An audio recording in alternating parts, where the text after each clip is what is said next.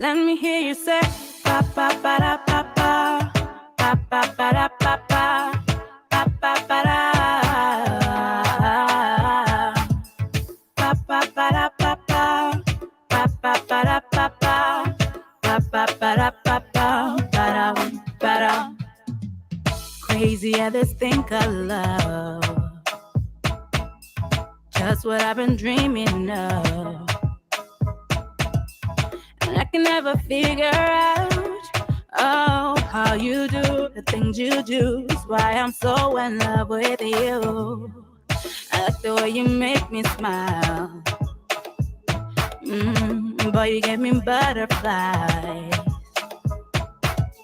And when I look into your eyes, I'll see the future in me and you. That's why I wrote this song for you. I-L-O-V-E-Y-O-U.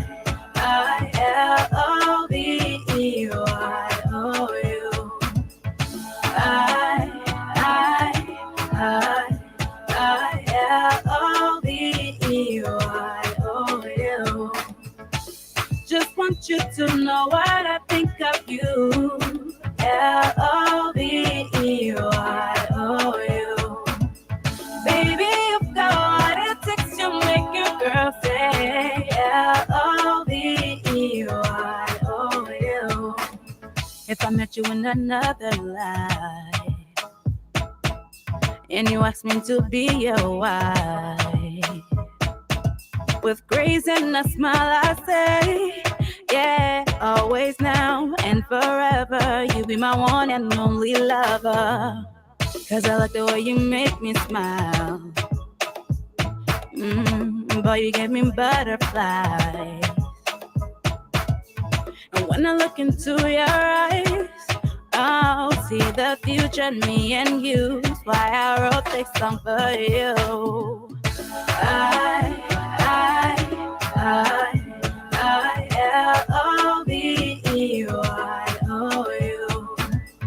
I-L-O-V-E-Y-O-U.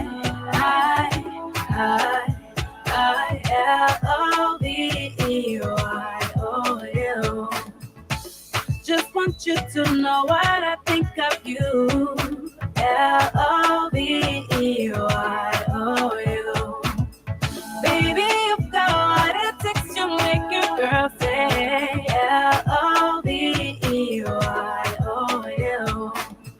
Ba ba ba da ba ba ba ba ba da ba ba ba ba da ba ba ba da ba ba ba ba ba da ba ba ba ba da ba ba.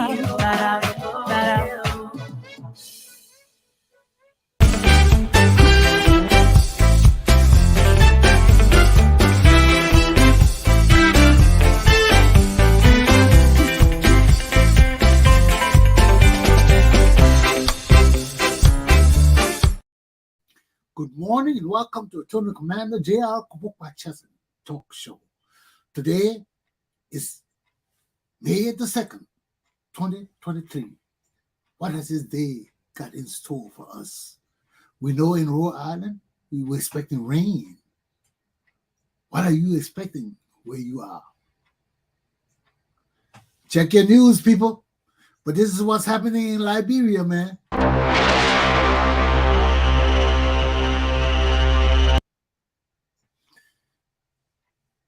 Glapohkpa got booted out.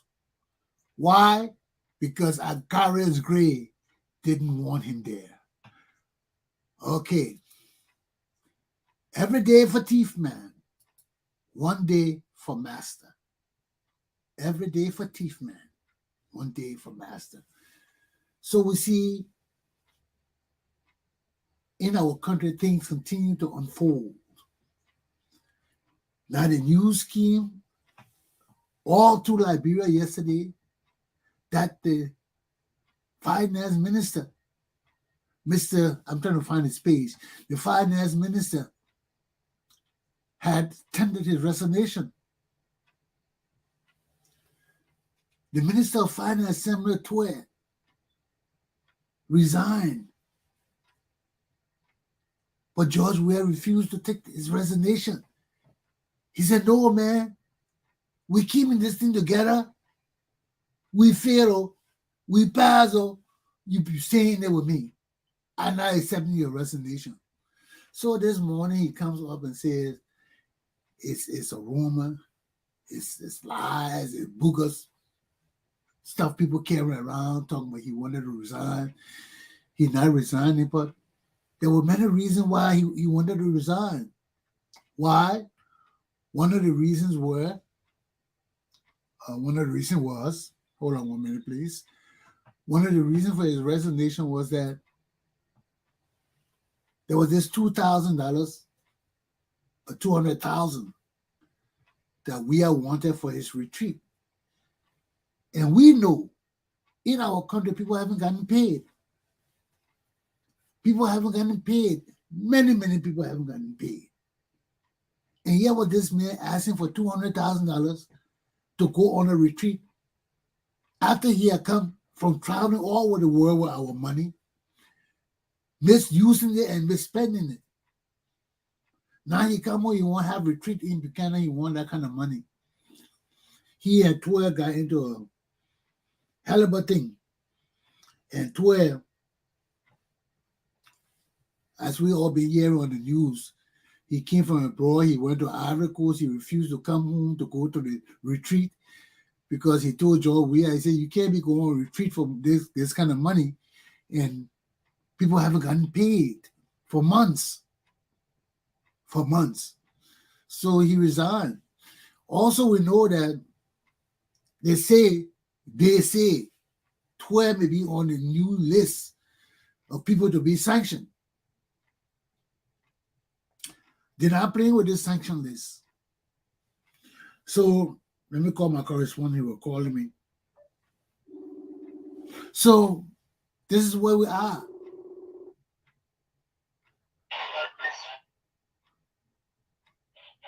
Sam, you still out of whack. We have a problem with reception this morning from Liberia. But anyway, this is where we are. You know, this man wants to resign. They kick the other man out of telecom. I told you, let me show this one.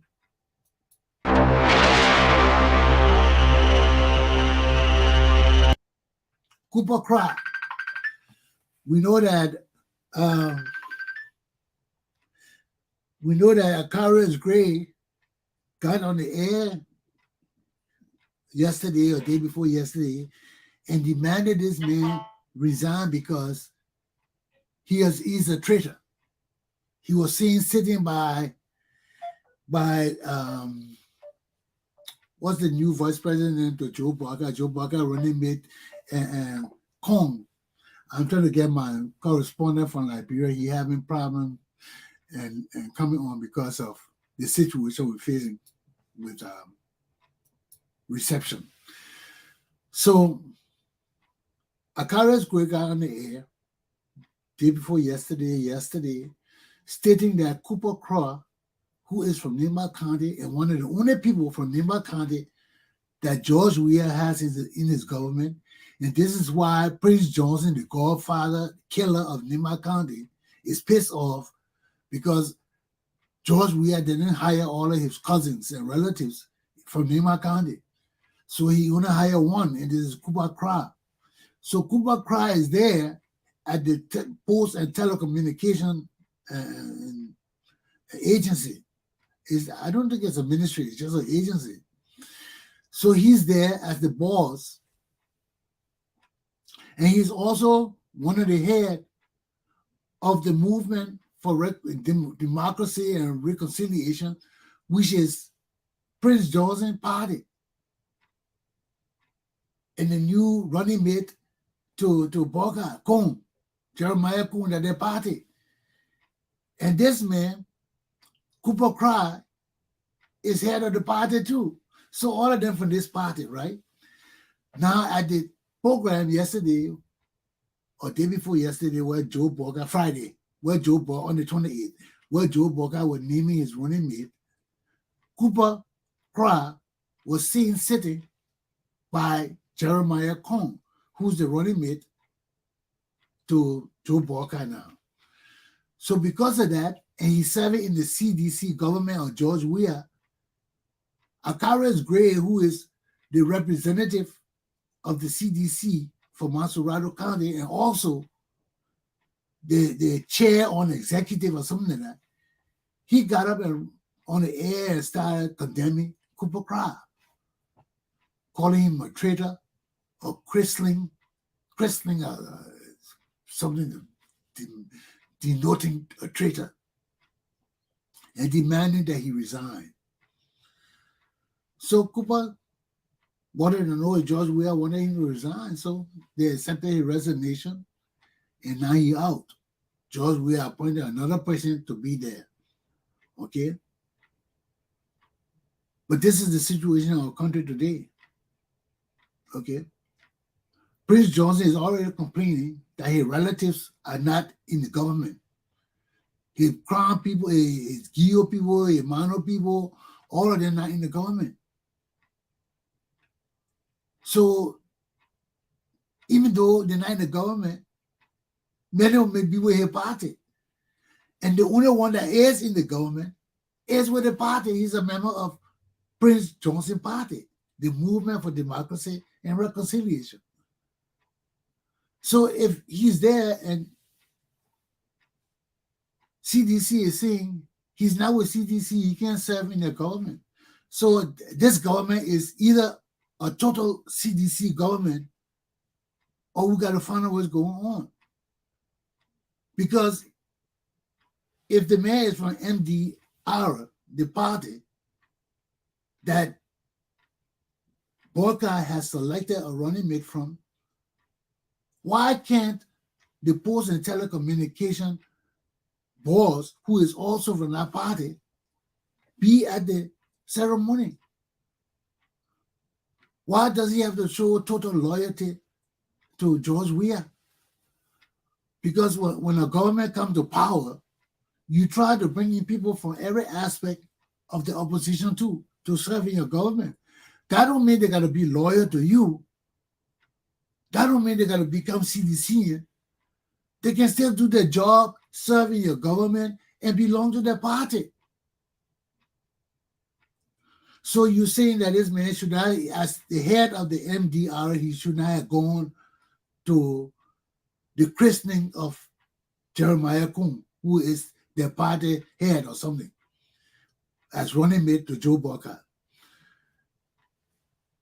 Well, if that's what you're saying, then you got a right to dismiss him. But if you're saying that everybody in the government got to be loyal to CDC or got to be CDCians, then that's a problem. Because if you have a government and you want to invite people into your government from the opposition, you got to know that these people are opposition. They are serving in your government as patriots. That don't mean they got to be loyal to your party. They can be loyal to your regime, to your government, but they don't have to be loyal to your party. They don't have to follow every detail and request of your leadership. No, they don't. He belongs to another party. You see? And a party that was involved with this man. So whether CDC wins or not, Cross still belongs to MDR party. And this is what makes the party strong. When you bring opposition into your party, and the opposition leaders have to satisfy their party programs and wishes, you either accept that or you do away with him. And that's what he did. He did away with him because he felt the man wasn't loyal to CDC party. But you know the man is not for CDC party. The man is from MDR. So you either forbid him from going there, call him and tell him, so Mr. Cry, you are head of telecommunication. We know that you belong to this party, but we wish for you not to attend this at fair because the president wishes that. You tell him you don't want him to attend. You don't think it would be in the best interest of the CDC government for him to be seen sitting there. And if he refuses, you can ask for a resignation or you can just leave it alone. So if CDC was a powerful party, why are they bothered by Glapohkpa sitting by Jeremiah Cohn during his presentation as running mate to Joe Biden? Jeremiah Cohn is from the MDR. Glapohkpa is a leader of the MDR. I'm sure George Weah them knew that before they appointed him to Post and Telecom. And Post and Telecom is not that political of an entity for the president to be so concerned about it, every tit and tat. You can't do that, man. Tit for tat, you do this, we're taking it. No, man.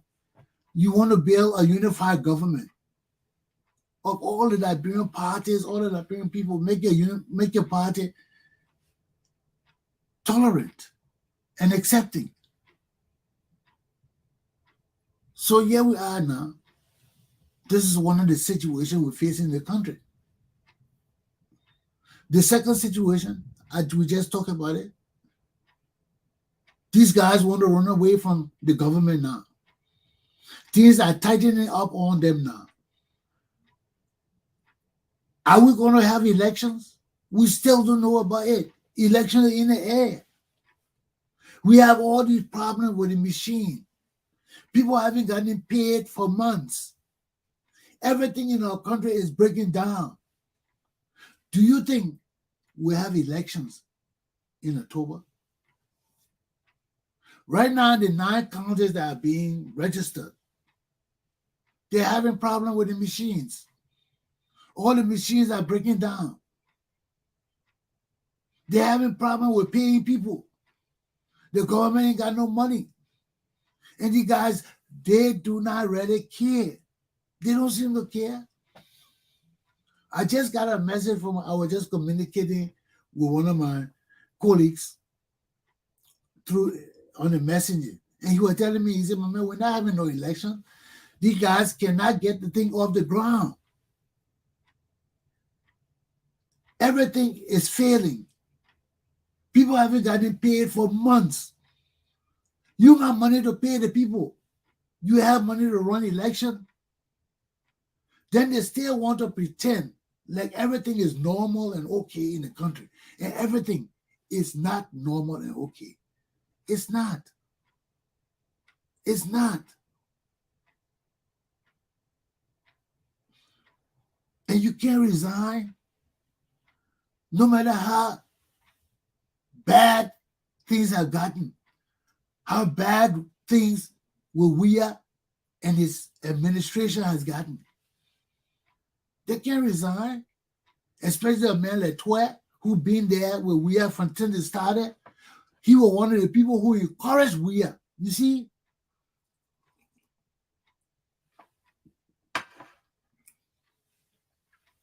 My Liberian people, this is the thing I always tell you about deception and lies and treachery of the Liberian people. People do things selfishly in our government forever. Forever. And you see, I'm sorry that my friend, young Gabriel Tucker, who is a grandson of Tutman, Gabe is my boy, but Gabe got to understand too. He can't comprehend when I try to say that many of the problems we're facing today with corruption comes from Tutman. Tutman did a lot of good things for Liberia. But the most important thing he should have done was keep our democracy safe. He didn't do it. He didn't do it. He was in it to stay there for himself. But that is the selfishness many of us got. And you can't blame Tottenham because during those days, our people were used to deceitfulness and lies. We're just building this nation. We had no real concept of where we wanted this country to go. We had no real concept. And we were having these tribal battles and wars and conflicts. We needed men to bring our country together. You see, and that's where my grandfather stepped in. Ben Freeman. He brought all the chiefs together. He was fortunate to do that. And he promised them that he would marry one of them women. So I am the promise of Benjamin Green Freeman to my indigenous people. When he married you, he told you he was going to marry one of your women. He married her, Jemima Freeman, Jemima Kemp Freeman, that Chipana daughter. He married her, and he told her he was going to have the promise. So I was born. I am the promise that will unite Liberia, because my grandfather promised all the tribes that he was going to bring you all together. I'm that promise. And that was all my life. Growing up, they hid me from the public. My mom didn't give me to her brothers and sisters and all of that, because they may have resented the fact that she was loving the Chesson, who were already married, and she didn't want to listen to them. But I was not raised by none of my people. And the woman who raised me consistently said to me, don't let Totman hear about you. Why? Why did I grow up like that? Every time, I won't be president, she said, don't say that. Don't let Totman hear that. Why would my aunt consistently say that to me when I was small growing up?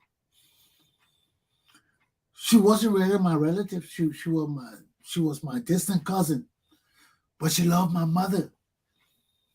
And when I was born and all this mess was going on around me, she said, give me that baby. Let me take that baby. Let me care for this baby. So I was hidden. Why? Because all the men in Liberia were killed by Totman. Why you think we don't have no leaders in Liberia today? All the men are just liars, deceitful, unpatriotic fools. The old guy in Liberia today. Why are they like that? You can't trust them, or they can't make decisions. They're not men enough to say, I will stand by this decision, and I don't give a damn whether it's right or wrong. This is my decision. We don't have men like that these days, because Totman killed all of them. And young little Gabe, he said, why you all on my grandfather like that? I'm not going to Totman like that. But we have to set the history of Liberia straight for us to be enabled to raise great men for our society. You know, when the president stays for 30 years in government, something we had never been used to in our country, from 1847 until Totman became president in the 1940s or something like that, around that area, we have never had a president to stay in power for more than 2 full years. Never. This was a new era for us and our democracy. And there were Liberians who opposed Totman trying to stay in power for 30 years. They opposed it, maybe because they wanted to be leaders, or maybe because it was unconstitutional. Our constitution did not allow it. And we must face the truth of our country before we can move forward. There are many Liberian people who don't want to hear me talk about Totman like this.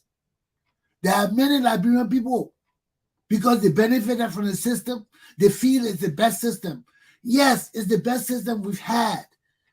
But has it benefited us? Look at our country today. Everything Totman built has been destroyed. Everything Totman built has been destroyed. The only thing that holding on is the church. It's the church. All our government and ministries gone. Look at the people that lead our ministries. Our society is supposed to be better than this. So if Totman stayed there in power for 30 years as the longest reigning Liberian president, we have to weigh his stay. The people before him and the situation after him.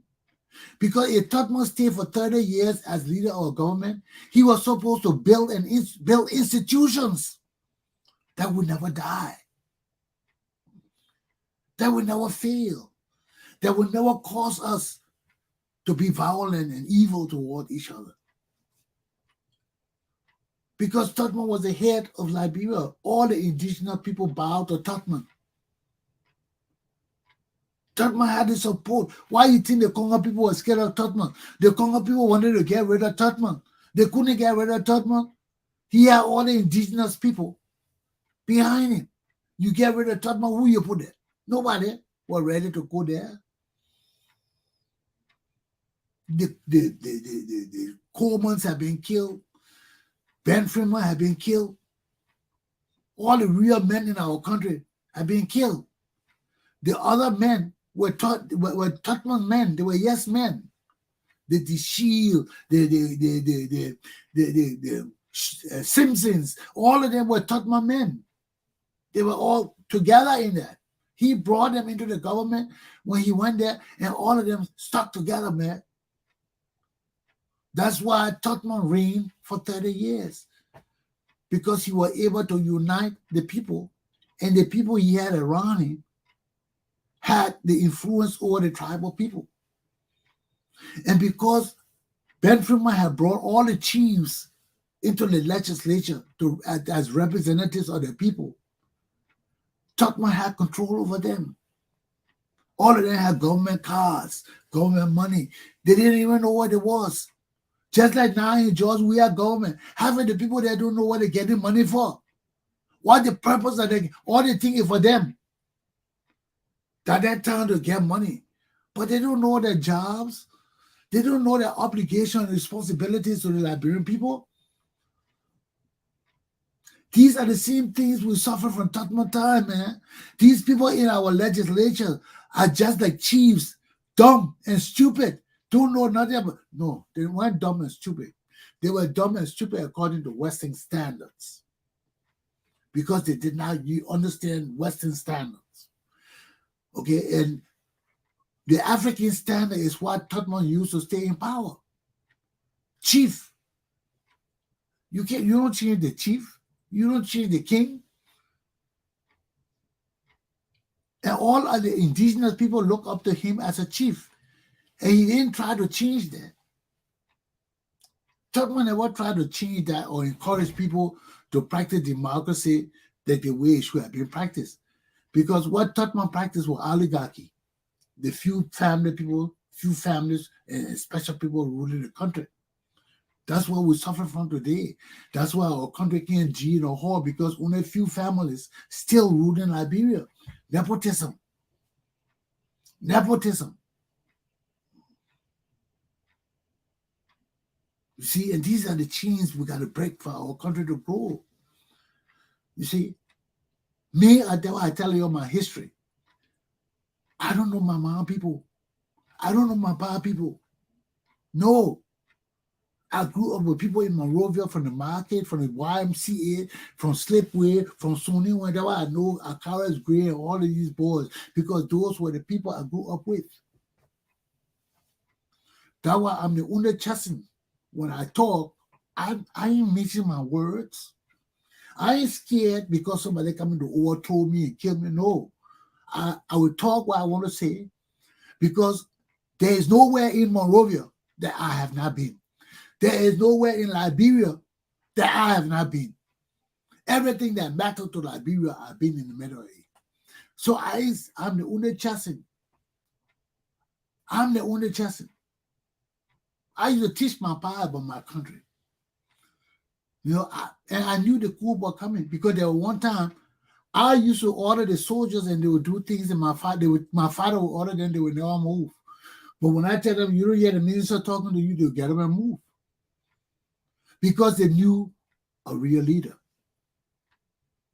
And that's why Captain Jebel loved me too. Everywhere he went, I was with him.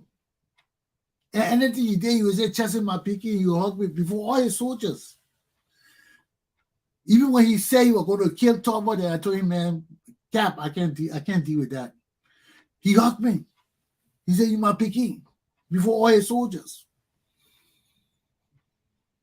So I'm an intricate part of Liberian society.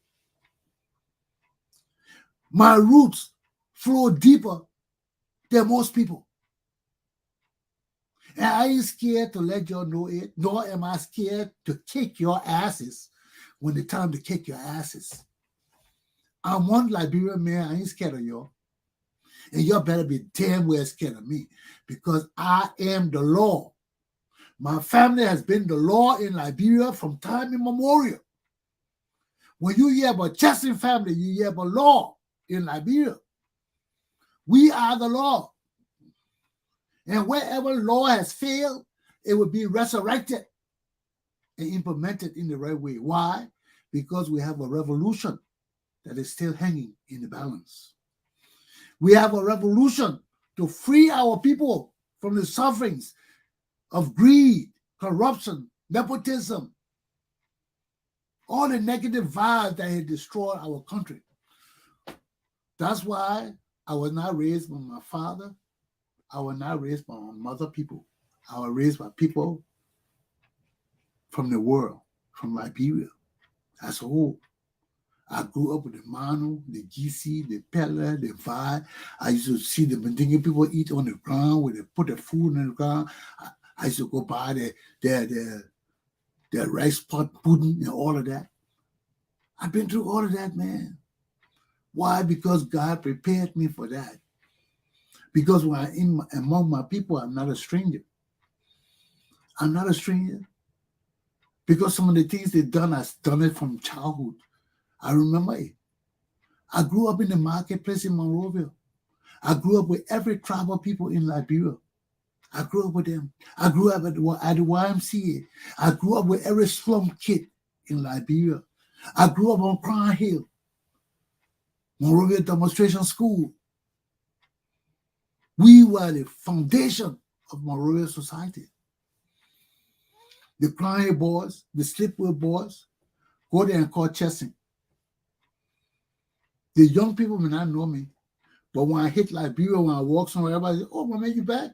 You back? You back?" I say, "Yeah, I'm back. I'm back."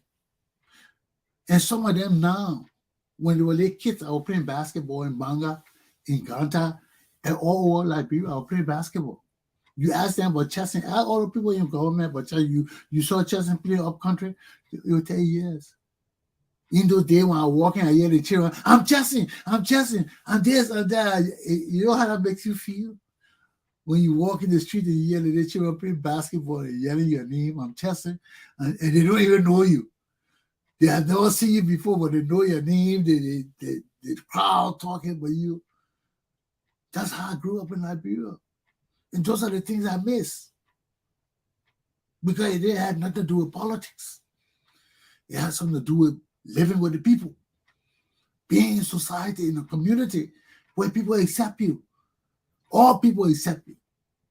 Where you contribute to the community. I told you, every Saturday on Cotton University College, I was going to school. But every Saturday morning, I would take my basketball, put on my jeans and thing, and jump in a pickup and just go anywhere. Just travel in the pickup. When I see a basketball court in the village, I'll just stop. I'll get down. I'll go there and play basketball with the children for the day. I used to do it every Saturday. They didn't know me. My name wasn't flow all over the place. But they got to see somebody play basketball with them that were far better than them. The things I did with them and showed them, they were amazed. It blew their minds. But that was my contribution to my people. You know, I was a basketball star. Everybody knew me. But how many basketballers got up and said on a Saturday, I'll go to the village and play with the children? I did that every Saturday. I'll disappear from the campus. I'm gone. I see the basketball court anywhere. I said, stop here. I get down. I go there. I start shooting. I have my ball. The kids will come out and join me. Then when I start playing, they say, whoa! Start faking them, shooting. It's to freak them out. But those are the contributions we make to our society that are meaningful. We didn't have to get $10 million or $50 million or $50,000. No. But when I went to those villages and participated in those games with the children, I felt good. I felt good. I'm emotional. I'm sensitive. So you're going to bear with me. So it made me feel good. I came home dirty and tired, but I felt good. I had done something, and that was my routine every Saturday. So some morning guys will come and I'll be gone. I used to wake up 5:30 every morning. I've been doing this for years. Because in order for me to maintain my status as a basketball star, I couldn't wait to play with the basketball team only because I didn't have the time. We're in school. So if I wanted to be good, we practice maybe 2-3 times a week. I couldn't depend on that to be good. I had to build up my stamina. I had to build up my breathing. I had to do everything. Nobody had to tell me, if you want to be good, you got to do it. And this is the same lesson and training I'm bringing to y'all. Nobody got to tell you want to be good. No. You see, and when you sit down and wait for people to tell you, you are a loser. You are a failure. Because that's supposed to be ingrained in you that you want to excel. You want to be better than who you are. Wherever you put your hand in, you want to be good at it. Except you just want to steal and want to be a rogue. But when you are grown, when you are raised with the concept of being a professional, you see, that's why I want to change my people's mentality. So we can't be dependent people. We can be professional people. When I talk about professional, I'm not talking about politics and all the stupid thing people do to command people. I'm talking about your individual self. How do you raise your competency as an individual? You can't wait for other people. You got to do it yourself. All my life in Liberia, they call me one-man army. Go ask people in Liberia, one-man army. Chesson is one-man army. Why? Because I learned different things. Some I was compelled to learn. Some I learned because if I didn't learn it, I wouldn't be good. And I knew that if I wanted to be good, I had to take some self-initiative. Look at my show. I wake up every morning to do my show 12 o'clock, 1 o'clock in the morning, and stay up all day. I'm disciplined in that. I'm a soldier. For the years I stayed in the army, there were times I slept under for 4 hours. The military said that was the standard of health. It was a healthy sleeping standard, 4 hours. Your body could stand 4 hours of sleep. And that's what we did for years. Right now, I can't sleep more than 4 hours. Sometimes I sleep 2 hours, 3 hours. You wouldn't believe it. But this is a routine. And when your body gets used to that, nobody can come wake you up and do it. No, it just pop up and it's natural. So for young people, when they hear you waking up at 5 o'clock, 4 o'clock, they say, ah. But when you get older and you have done it for years, those hours are not hours to excite you or to seem like something nouveau or new. No, you should be able to do that. So this is where I want my people to be. In a nutshell, everything I'm saying, we as people got to take care of our individual selves. before we can think about our collective body. You cannot come together as a people if all of you people have not sought to raise your personal standards in life. There will always be inequality. There will always be deception and lies. There will always be failures.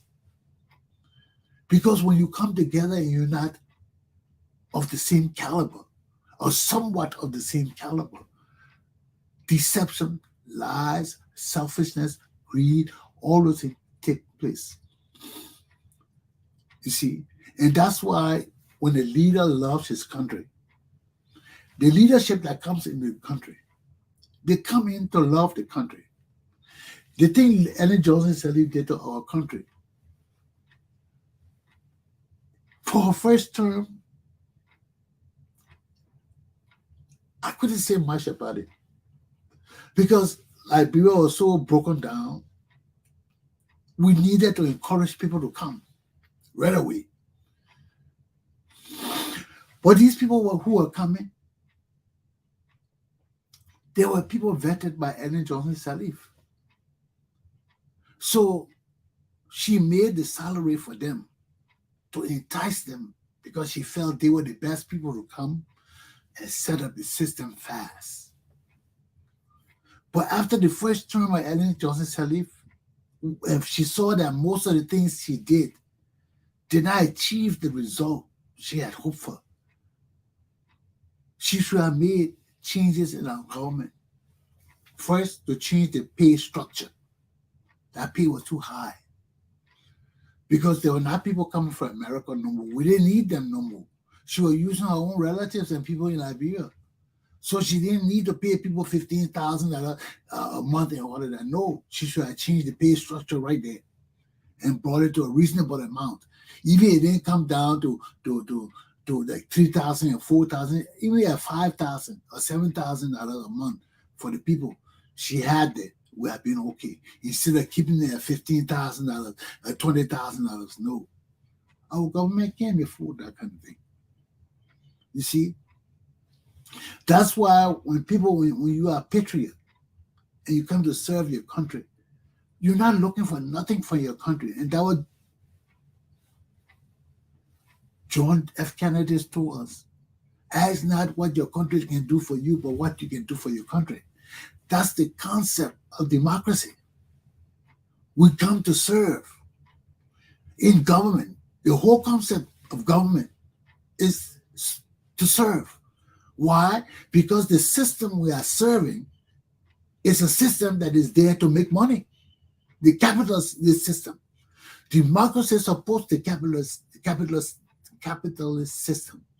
That's why we're not supposed to have a big government. We're supposed to have the most honest and sincere people working for government and most educated and smart people.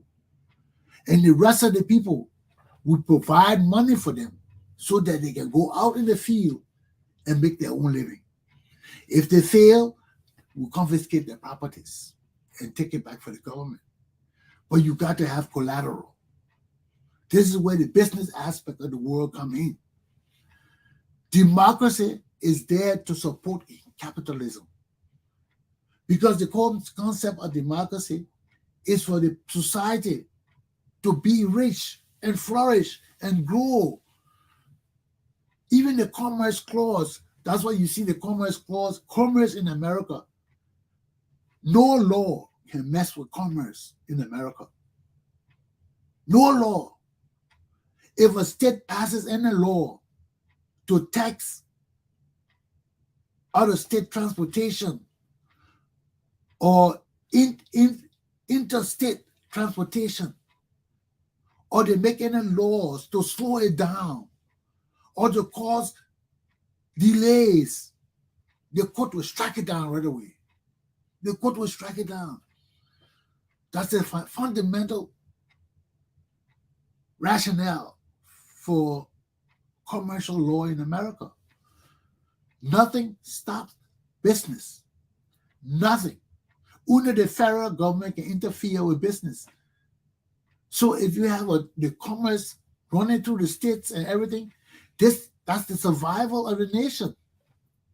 That's the heart of democracy, commerce, freedom, freedom of assembly, freedom of travel, freedom of everything. It promotes capitalism. So in the system like that, the capitalistic system overshadows the system of democracy. Why? Because the system of democracy is the heart of capitalism. It's what keeps everything regulated. Government regulates everything to keep it fair and just. But we, as a capitalist society, we have free reins to get all the money we can get, to go out and get money, to go out and build, to go out and, that's the capitalists, make money, benefit ourselves, our individual lives. You see, that way individualism is important when you're in the capitalist society. And our government is structured to regulate society. Government regulates everything so that people don't misuse their things to get enriched, unjust enrichment. The government is there to check and balance on all that. That's why the courts have to be good. The laws have to be implemented strong, because the capitalist system can encourage corruption. It can encourage nepotism. Monopoly, where one company want to take over everything in the country. No, the government regulates all of that. So one group of people doing that get rich and rich and rich, and the other people poor because they got the money, they got the company, and their company supersedes every other company. That's why we have monopoly laws. So one man don't get so powerful and get so rich that they want to dominate the government and everything. No. That's why we monitor things. And those things, the laws got to change in Liberia to coincide with these things. Because right now, people in Liberia are enriching themselves on a monopolistic level. They're the only people doing the business. And they're crushing everybody else who want to do the business with them. And you know that what government prevents. Government is there to regulate everything, to make sure that there's fairness, that equality, or some semblance of equality. Everything is not equal. That's what they call it equitable. They're not saying everybody will be equal in life. They say all of us will make the same money in life. Our fingers are not even, so life cannot be even. Our toes are not even, so life cannot be even. But what is the miracle of our hands is all the fingers got to work together for you to be successful in achieving things in life. That is where we talk about equitability. All of them are not equal, but they share similar traits that make them powerful, that you need all of them to work together for you to form a fist, for you to lift up your cup of coffee, for you to do things. You need 5 fingers sometimes. Sometimes you can do it 4, or you can even do it 3, but many times you need 5. And this is the same thing that comes to life in our governance, in our direction. Everything is not equal with us, but all of us can be happy in our inequality. Okay? And that's why we don't call it inequality. We call it equitability. We are not equal, but we have the ability to achieve happiness. That's why our Constitution ensures that the word happiness is, to pursue happiness, pursuit of happiness is in the Constitution. They use the word happiness. They didn't say to pursue a better life or to pursue a congenial life. No, they said to pursue happiness. They put that in the Constitution. When I saw that word in the Constitution, I was like, these people really want us to be happy. They're really telling us that in our inequality, we can be happy. Why? Because we can pay our bills. We can feed our families. We can clothe them. We can shelter them in our inequality. So we may not have a $40 million home, But for us and our level in society, because everybody in society know their level. If you don't know your level, you'll be putting your level one day. Everybody in society know where they stand. You know whether you're wealthy, whether you're poor, you know what you can do as a poor man and what you cannot do. Everybody know that, except you're an idiot, except you're a kid. But when you reach your years of majority, you know some of the things you can do and some of the things you can't do. Even before you reach your age of majority. Majority means maturity. Okay? So that's where we stand too. Everybody in society know where they stand because that's the way society is structured. We have some men who are leaders and people look to them to be leaders. So you know they are taken care of on a different level by the society because people in society look to them as people that have competence, that know how to think, that know how to lead, that know how to guide. All those things are formed by society itself. We set up our own structure.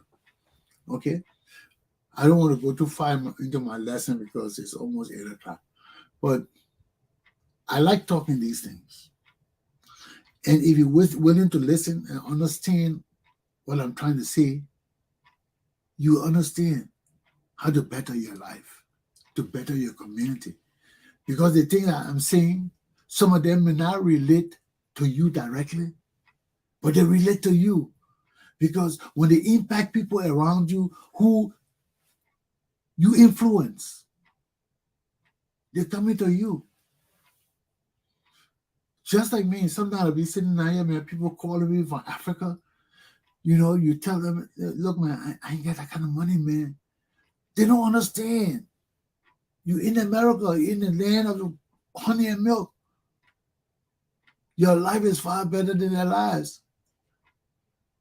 So they pray that you're not lying to them or betraying them because that's the kind of life they live in Africa and those places where people got to be, the resources are limited and the people are many fighting for the same resources. So they got to lie and deceive each other and do wicked things. That's why it happens. Because when the resources are small and then you have the people fighting for the resources so large, how many people can get that resource? They got to use all kind of deceptive means and treacherous means to get it. You see? But the struggle continues. And that's why we got to learn all of this. You see, these are things in life you don't learn in a book. I bring you some of them from my own experiences. I bring you them as a lawyer, as a community specialist, as a soldier. I bring you all these things so you can understand that everything is not monolithic. It's not just one way. You are impacted. Our lives are impacted from every angle. And you'll never know this until you get big, until you get educated. And you be responsible for people's lives. You see George Weah then? They thought the presidency was a joke. You know, because you see the siren, yeah, you see the soldiers, man. It's not a joke. When you got to feed 5 million people, you got to make sure that peace and stability is paramount.